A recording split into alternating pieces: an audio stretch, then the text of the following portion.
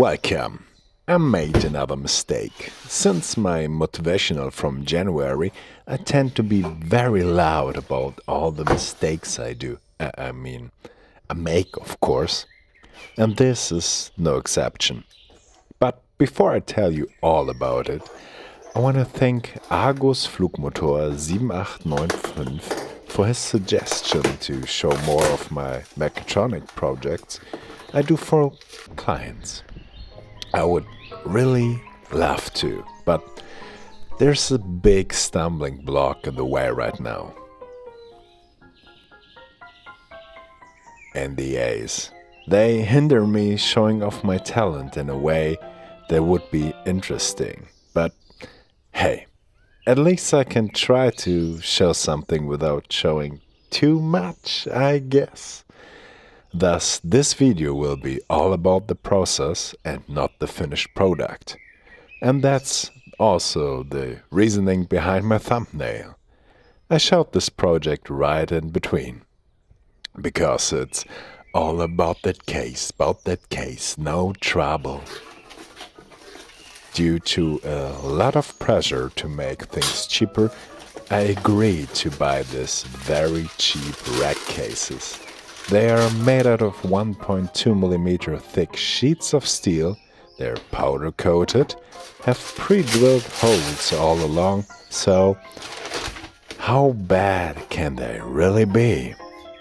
And the answer is very. Look at how misaligned everything is. And I fear that a cable might come loose inside and get pierced from those sheet screws. Funniest thing is, I've ordered 5 identical items, measured everything from the first one I've unboxed, and now got to realize that 3 different types of cases were delivered. Damn it. They only have similar resemblance from the outside, when you squint. And now I gotta deal with all of that, but I'm moving too far ahead already. Let's begin. My solution right now, riveting. And in the beginning I wanted to buy a hard-sit riveting gun because they had this nice feature of a rotatable head, but as soon as I've realized that there were way cheaper options, I went for those. And this is my first time riveting, so I knew I had to figure things out at first, and I also knew that if I wanted to do these things more often, I would purchase something compressed air driven or electric. Anyways, so then I started with my quest of a usable case by drilling and riveting, and drilling. I started with the sides so they aligned properly, then I added the front. This worked out good so far, and I could go on with the bottom of the case. I needed a bit of reinsurance that the bottom would hold nicely, so I added 2 rivets from the front. And now comes a little twist. I throw the top out of the window and designed myself a new front plate to hold all needed parts for this project. Sadly, I can't show you the front nor tell you what pieces are mounted onto it, but I can show you how I try to align the new holes for fitting this top, aka new front plate. Of course, I added heaps of painter's tape on the meeting surfaces so I won't scratch those. Then I clamped it down in the hope it won't shift, while marking the new holes with the drill bit the same size as the holes of the front plate. Drilling, riveting on threads for the new front plate, and presto, almost done. It just needs an additional bracket, or 2. Can you tell me why the same item has to differ so much from each other? Anyhow, sawing, drilling, riveting, the same soup, just reheated. And by repeating the same story, case by case, this shown method slowly trickled down to me and got faster. Still, I hope not to have to do it again very soon. Alas, after so many hours of case pain, the fun part began and I could finally mount all the pretty electronics. And I can bother you with unsolicited tips and tricks on that topic. Many don't fancy the provided anti-twist protection most potentiometers come equipped with and simply cut them off. But why should I? I have the freedom of CNC machining. So I think they're handy and covered by the knob anyway. So I tend to let be 2 holes drilled for each end, simply mount them as intended. And yes, I indeed use all the featured tools on this channel. And I love this in particular. If you're curious, I'll link all the scene tools down below I did a review on. And after a few hours more mounting, cabling and programming, I can do this. Fancy, eh?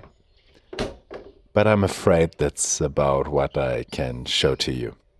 At least I had the very cheap idea to use those huge washers to hang the cases on that ledge.